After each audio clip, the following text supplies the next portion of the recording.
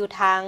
เมืองแบงแขวงอุดมไซและเมืองพินแขวงสวรรณเขตก็ได้รับความเสียหายเช่นเดียวกันโดยเฉพาะแล้วก็แม่นในตอนเช้ามืดวันที่19 สิงหาคม 2026นี้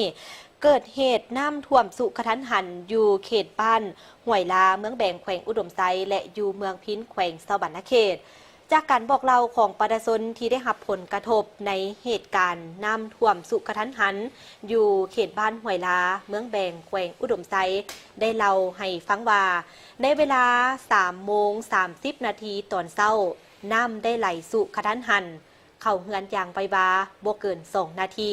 เฮ็ดให้เฮือนซานของพ่อแม่ประชาชนในพื้นที่ดังกล่าวถูกน้ำท่วมซึ่งมวลน้ำแม่นได้ไหลแห้งสู่เข้าในเฮือนของประชาชนหลายหลังคาเฮือนในบางจุดระดับน้ำสูงประมาณ 1.5 เมตรนอกนั้นก็ยังมี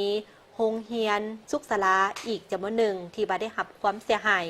เหตุการณ์ดังกล่าวก็ได้สร้างความเสียหายอย่างหนักทางด้านทรัพย์สินต่อหลายครอบครัว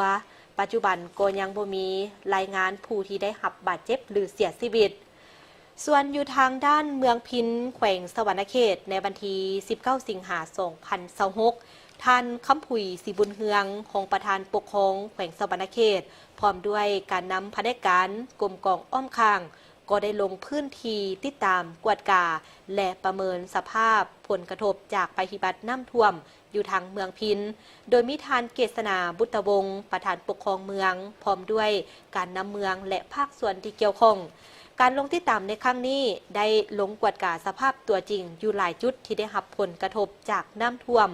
เส้นจุดห้วยสะควงบริเวณขวจมบ้านทรงเปื่อยจุดห้วยบ้านกลางจุดห้วยเลาะบ้านคำสะอีและจุดห้วยกระสังบ้านพะลองรวมทั้งจุดบ้านพินบริเวณสายเสโจรและจุดทางโค้งสันภูเวียง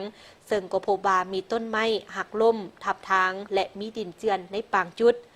ตามการรายงานในเบื้องต้นเขตพื้นที่ที่ลงกวดกามีประชาชนจำนวน11บ้านรวมจำนวนพลทั้งหมดนี้ 1186 คนที่ได้รับผลกระทบจากสภาพน้ำท่วมบรรดาภาคส่วนอยู่ท้องถิ่นก็ยังได้สืบต่อติดตามระดับน้ำสภาพเส้นทางและจุดเสี่ยงต่างๆอย่างใกล้ชิดพร้อมทั้งเกี่ยมพร้อมให้การช่วยเหลือและเคลื่อนย้ายประชาชนหากมีความจำเป็นสำหรับบริเวณเทศบาลเมืองพินปัจจุบันก็มีจุดพักเสาสัวขาว3จุดประกอบมีสโมสรเมืองสถานที่ของกำลังปกสและปกสเพื่อรองรับประชาชนและเป็นจุดสำรองในกรณีจำเป็นในการลงพื้นที่ในครั้งนี้แมนติดตามสภาพการอย่างใกล้ชิดรับรู้ปัญหาและความต้องการตัวจริงของประชาชนพร้อมทั้งเล็งประสานงานกับภาคส่วนต่างๆในการป้องกันรับมือและแก้ไขผลกระทบจากภัยน้ำท่วมให้ทันเวลา